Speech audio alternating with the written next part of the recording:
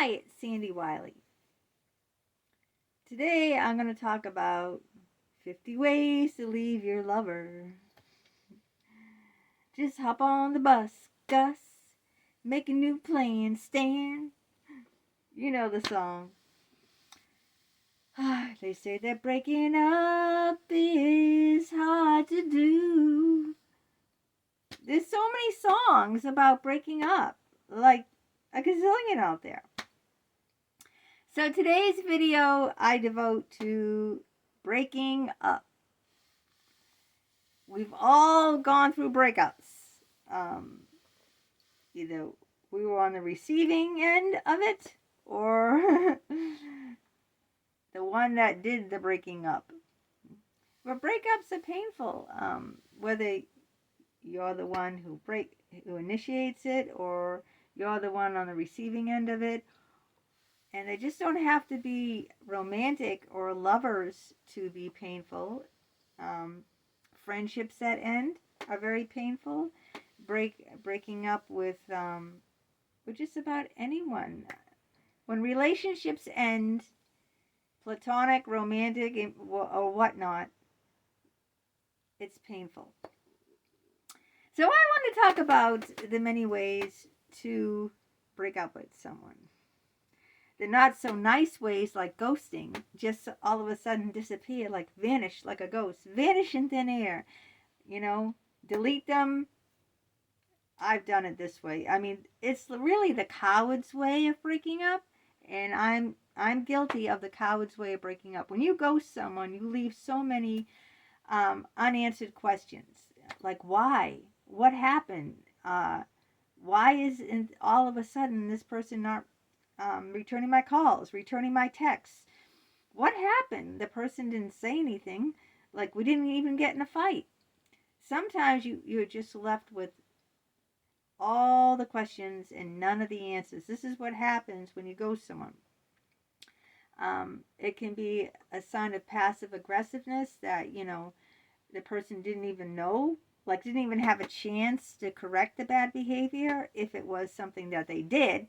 Or maybe you just lost feelings for them or grew apart and it was nothing they could really, if you lost feelings for them, it wasn't necessarily something they did that they could improve on, right? Like if your friend is always late and you're waiting like an hour for her, or sometimes she calls the last minute and she's a no-show or something like that. If you tell her that, maybe she can improve on it. But say it, she doesn't even know that, why you're upset. Maybe, why you don't want to continue the friendship.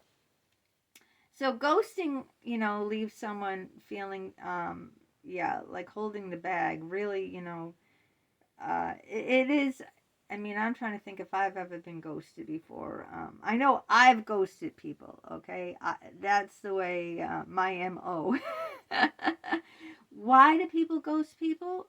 I believe it's confrontation. I really don't want any of the drama. I don't want any confrontation. I don't want, to hear their excuses. If I'm upset with you, you did something, and I no longer want to be friends with you. I really don't want to listen to your excuses. If I confront you and you da da da da, or you're lame, lies, or you're stonewalling me, or it's just drama. And my life is full of enough stuff that it's just easier just to like disappear, So ghosting works for me because I don't have to deal with confrontation. I don't have to deal with anyone's drama. And it's a coward's way out. I will admit, it's a coward's way out. Also, you might not want to hurt someone. Ghosting is very painful. Don't think that, by ghosting them that you're avoiding hurting them. But like I said, as far as being a coward, you don't have to see their hurt. Like if I'm sitting there and I'm breaking up with you and you start crying, oh my God, we've been friends all our lives. I knew you in high school, or I saw your kids grow up. I was their godmother. It would be, really, hard on us if we saw them, and we saw them break down and stop bawling and begging us, oh please give me another chance, So if you don't want to deal with that, if you feel like, you can't deal with all the, you know, the baggage that's going to come with, with confronting the person face to face, that is just going to be too painful for you, too emotional. And like I said, it's really, because you want to protect yourself, not them. Because ghosting is the worst thing you can do to someone, really. Like I said in my last video, the silent treatment is the worst thing you can do. So you're only protecting yourself. You're not protecting them. All right, what other ways are there to break up with someone? Well, you could just come face to face and sit down and have a chat. Or do it in email if you don't want it. Or do it on the phone. Phone, email, face to face. I don't think it's good in an email. I really don't. What about the phone? What if you have a conversation with someone on the phone and say, this isn't really working out for me. This is why it's not working out for me. But then it's the same thing. If you do it on the phone or in person, you're going to get, the other person's feedback, and they might be upset at you, and they might be begging you to give them a chance. If you do it in an email, you could get an email back, but then you can read that whenever you want to. You're not like, hit with it right there and then. You can say, well, I'll wait till, a better time, or you don't even have to read it. With me, I would be too curious not to read it. So you can do it. You can tell the person, you can explain to the person why you're doing it, either on the phone, in person, preferably is better. The phone is second best. And if you can't do it any other way, then shoot them an email and explain, try to make it nice. Like, I appreciated the years we were dating, or, right now I think we're in a fork in the road. I want to get married and have kids. You want to travel, and we're really kind of like going on separate paths, and so I think it's best that we end this because we're not pursuing the same thing. Or friendship, since you're divorced, it's very difficult. You're coming around with all these different men, and it's hard to visit you because you always have a guy in your arm, or it's just not the same way it was before when you were married. Whatever you want to say, whatever your reason. Or maybe you can just make it short and sweet. I'm really sorry about this, but I just think that, our paths have gone in separate directions, and I just really don't see a future anymore.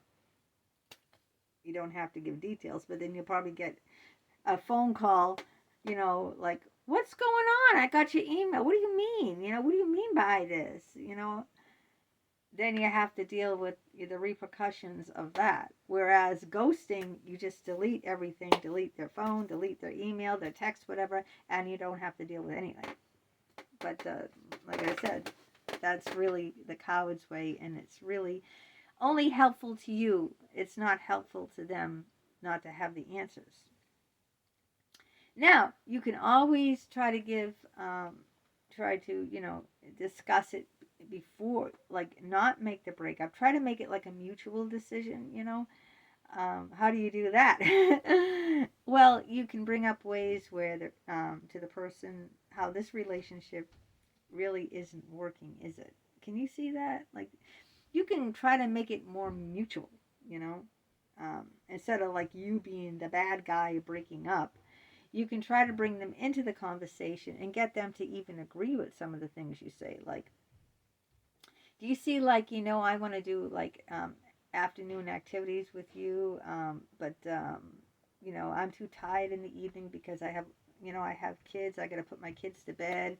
And now that you're single and your husband takes care of them half of the time, you want to go out late at night, and I'm just exhausted after working all day and then coming home, feeding the kids, putting the kids to bed. I don't have someone, I just don't see, I don't really have the energy to do that. Or say you're an alcoholic and you want to quit drinking. Now, I had a friend, Janice, and all we did was go to the bars in the afternoon and drink.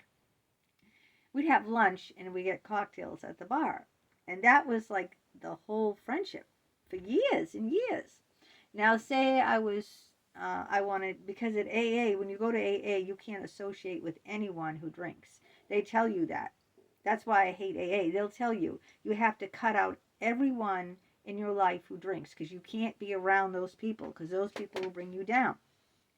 So what if you say something like, gee, I just can't go, have lunch with you anymore because, we always have lunch at the bar and you're always buying drinks and my AA says for me to stay sober, I can't associate with anyone who drinks. At least in front of me, I can't do that.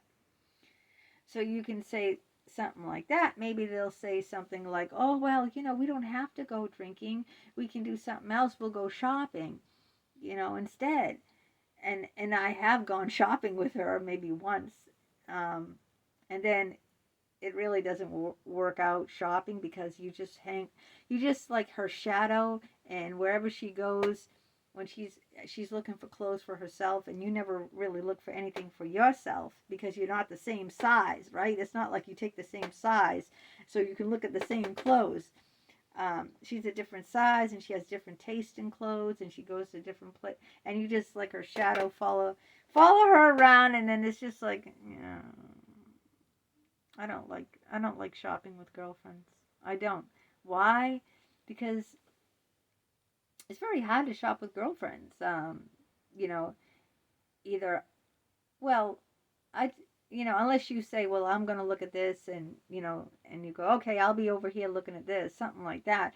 But I mean, if you're just her shadow, following her around or something, and really not looking at things that you want to look at, just following her around. I don't know. I'm just saying you can try to have a conversation where you can get the other person to see that things are really not going so well, and kind of get them in on the decision. Like, it might not happen overnight, but that's just a thought, But breakups, yeah, breaking up, it's one of those painful, painful things. And if you want to be kind to someone, maybe you just do it slowly. That's another way to break up. You don't like abruptly break up. You do it slowly. Now, some people call this breadcrumbing someone. So say I want to break up, I don't know, it could be a friend, it could be a boyfriend. Say we go out every Saturday night, and I say, oh, you know what, I'm doing my YouTube. I got monetized, and I'm doing YouTube videos every day, and I work on my YouTube like on Saturday. So how about, I can't do it this week, how about next week? So you slowly withdraw yourself in increments. You just don't say, I can't see you every Saturday. Say you go on a date every Saturday. Say, I'm really, really tired this Saturday. I'm sorry. I've been working on my YouTube video, and like, I'm really tired. Oh, I gotta wash my hair. What a lame excuse. I got a headache. That's what everyone uses when they don't want to have sex. But you just do it in increments, okay? Say you get together with your friend, maybe once a week. You go shopping, and you go, oh, you know what? I really got to start cutting back. On my spending, because I want to go on that big cruise. Oh yeah, me and my husband are saving to go on a big cruise this summer, and I got to cut back. So yeah, I won't be able to go shopping with you this week. Well, maybe we'll see about next week. I don't know. And she calls next week, and you go, well, all right. And then you go, but then the following week, another excuse comes up. So see, you're not like abruptly every week, you're just doing it in slow increments. So the person doesn't really, isn't even really aware of what's happening. They just think, oh,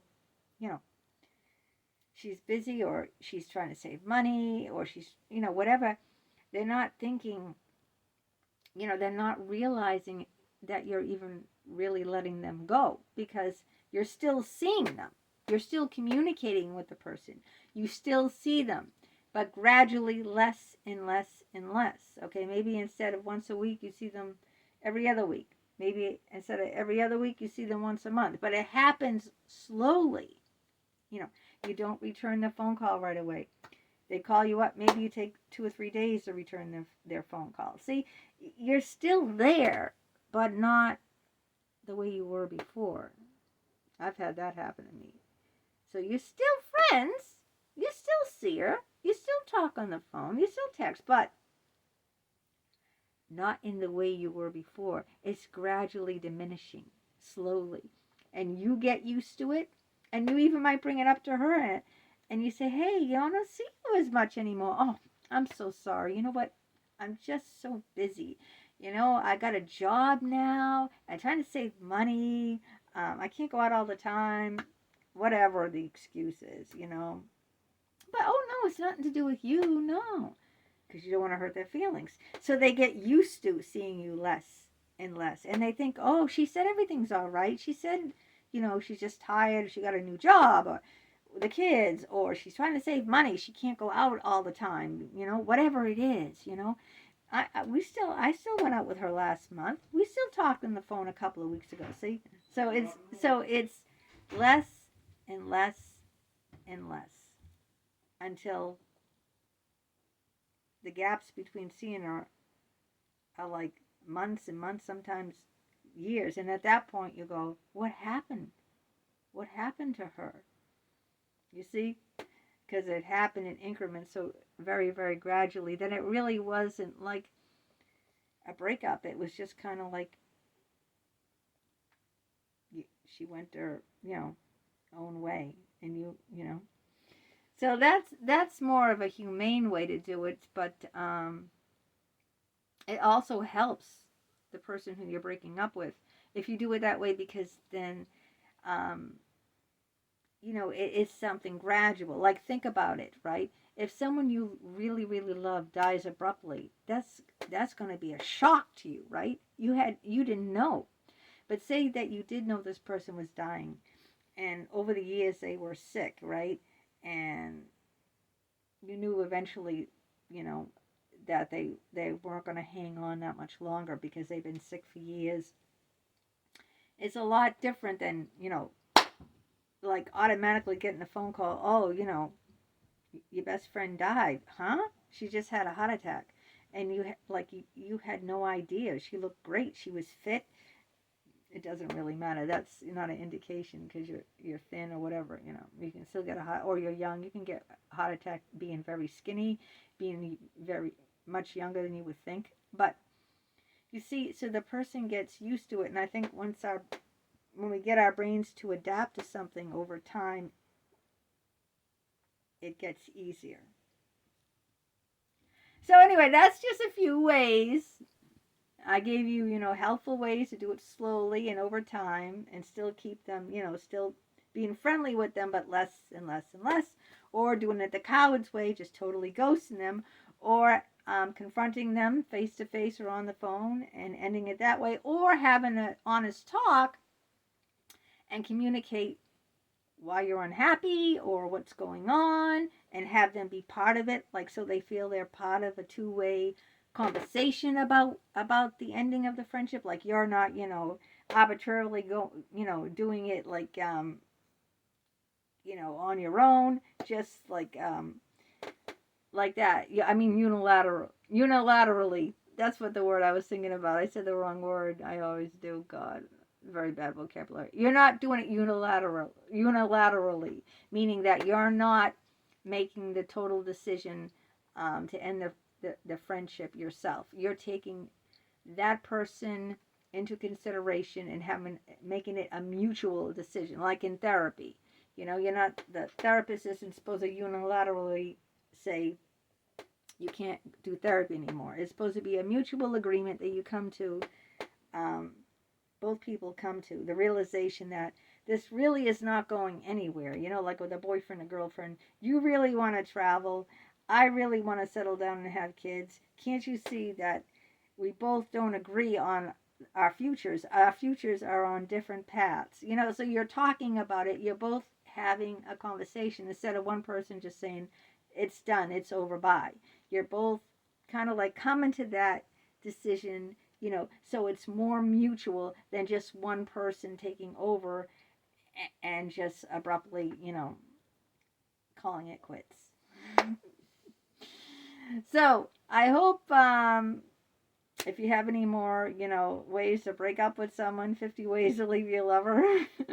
Maybe you want to tell me about a breakup you had that was painful, or one that wasn't so painful that, you know, it ended, but it ended, in a decent way, in a way that you can look back with respect and admiration on the relationship. So, yeah, my, most of the time I've ghosted people. I have to be honest. That was my MO for ending things. I don't think I ever sat down and tried to break up in person. I'm just usually, I'm an hot Italian. I fly off the handle and I say, "That's it, enough." So that's it for this video. Bye bye.